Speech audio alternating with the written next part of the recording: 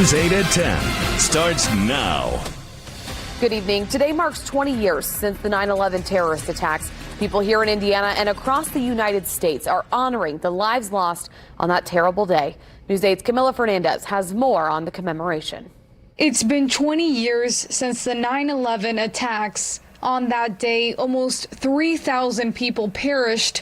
9 of those lives lost were Hoosiers. It was a day when the world we knew it changed forever, and the totally impossible became a horrific reality. Gary Bright, Katie McCloskey, Stacy Peak, and Karen Jude all perished in New York. Lieutenant General Timothy Maude, Colonel Canfield Boone, Major Stephen Long, Brenda Gibson, and Eddie Dillard were killed at the Pentagon. Today we come together to fulfill that promise we all made to one another to never forget.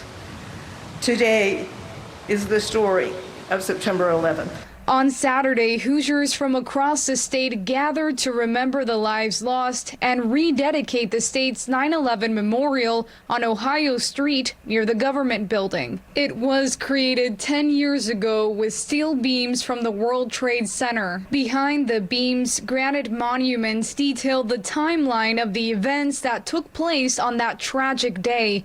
The memorial was also extended from its original location and now includes an 800-pound piece of limestone from the Pentagon. Today we remember our beloved fallen whose names are enshrined in this memorial and memorials across the country. 2 decades later, we still bow and we still pray and we still honor those that we lost. During the rededication ceremony, former Vice President Mike Pence says Hoosiers will never forget them. But the loss you suffered that day and that you suffer still, you do not bear alone. Today, a chorus of millions of Americans are praying for you and your family, and we are with you. Camila Fernandez, Wish TV, wishtv.com, and be sure to follow us on Facebook. President Biden also paid his respects today at 3 different memorial sites. Biden, as well as other former presidents, first attended the commemoration ceremony at Ground Zero in New York City. The president and the first lady also were at wreath-laying ceremonies in Shanksville, honoring the lives of those lost on Flight 93 at the Pentagon.